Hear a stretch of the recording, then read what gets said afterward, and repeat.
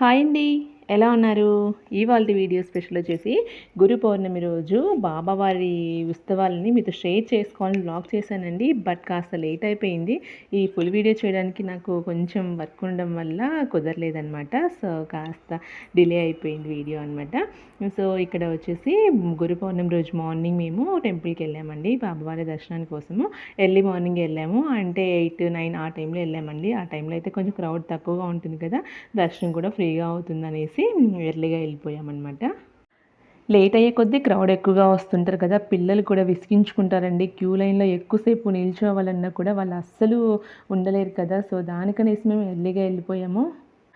అక్కడే బాబావారికి అయితే డెకరేషన్ పూలతోటి చాలా చాలా బాగా చేశారండి. చూస్తుంటే కూడా ఇంకాసేపు ఉండి చూడాలా అన్నంతగా ఉన్నదనమాట అక్కడ.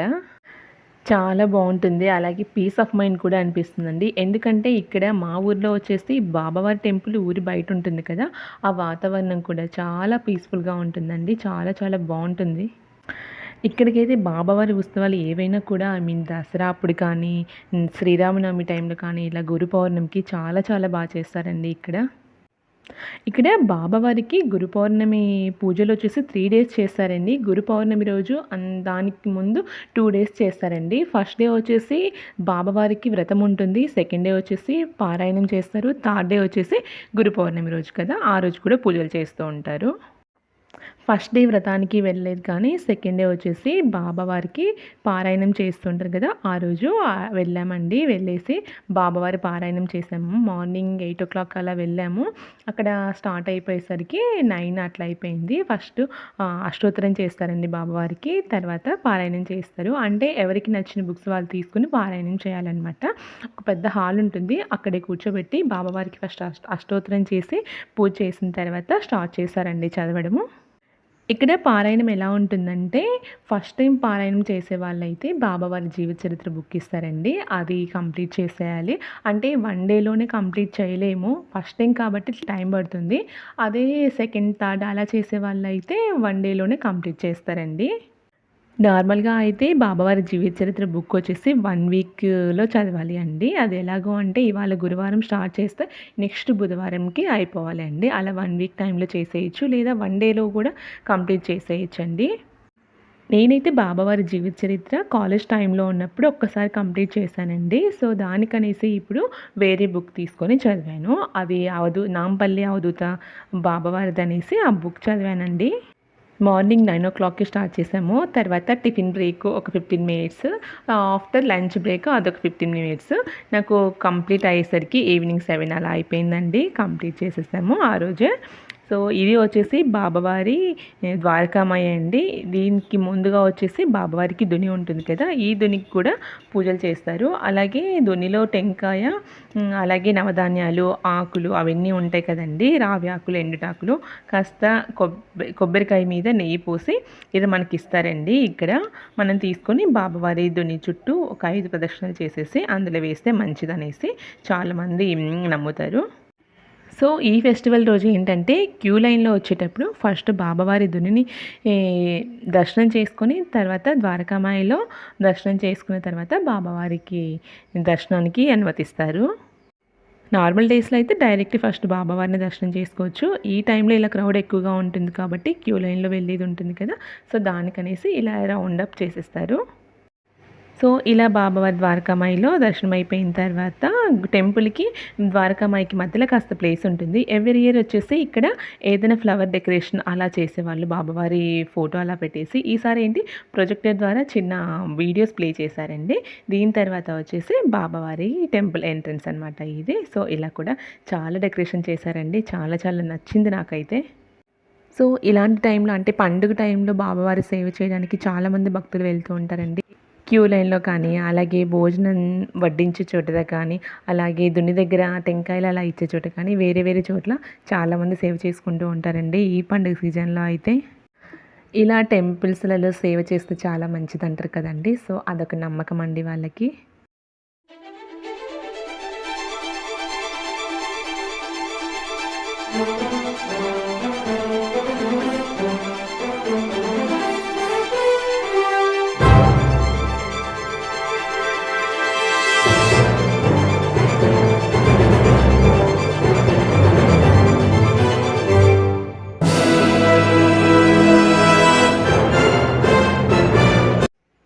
డే టైం ఇలా బాబావారి పూజలంతా అయిపోయిన తర్వాత సాయంకాలం వచ్చేసి బాబావారికి గురు పూజ చేసిన తర్వాత భక్తులందరూ తాంబూలం సమర్పించిన తర్వాత సాయంకాలము గ్రామోత్సవం చేస్తారండి.